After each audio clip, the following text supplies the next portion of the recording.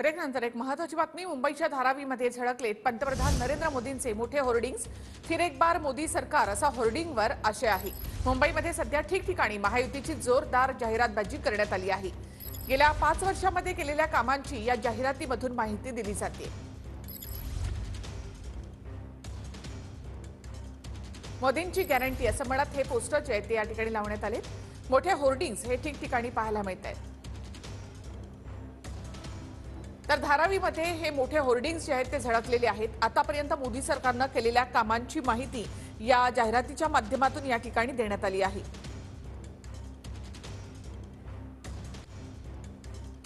फिर एक बार मोदी सरकार असं म्हणत हे होर्डिंग्स या ठिकाणी लावण्यात आले। यशस्वी स्पेस मिशन मोदींची गॅरंटी असं म्हणत हे होर्डिंग्स जे आहेत ते या ठिकाणी लावण्यात आले। तसंच फिर एक बार मोदी सरकार असा होर्डिंगवरचा आशय आहे।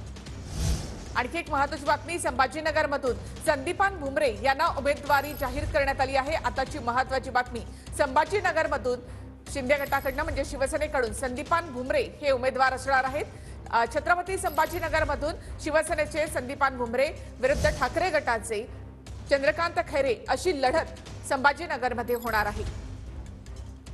थेट माहिती घेऊयात आमचे प्रतिनिधी गिरीश गायकवाड यांच्याकडून। गिरीश, अखेर संदीपान भुमरेंची उमेदवारी छत्रपती संभाजीनगरमधून जाहीर झाली।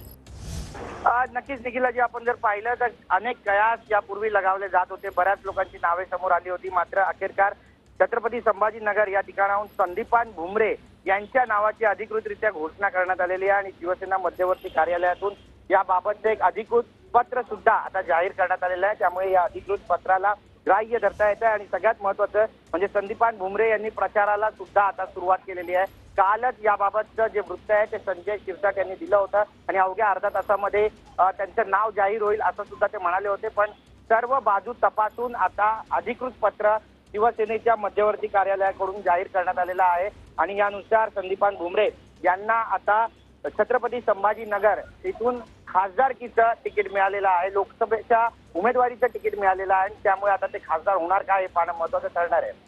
धन्यवाद गिरीश एकूणच माहितीबद्दल। तर शिवसेनेच्या संदीपान भुमरेंना संभाजीनगरमधून उमेदवारी घोषित करण्यात आली आहे।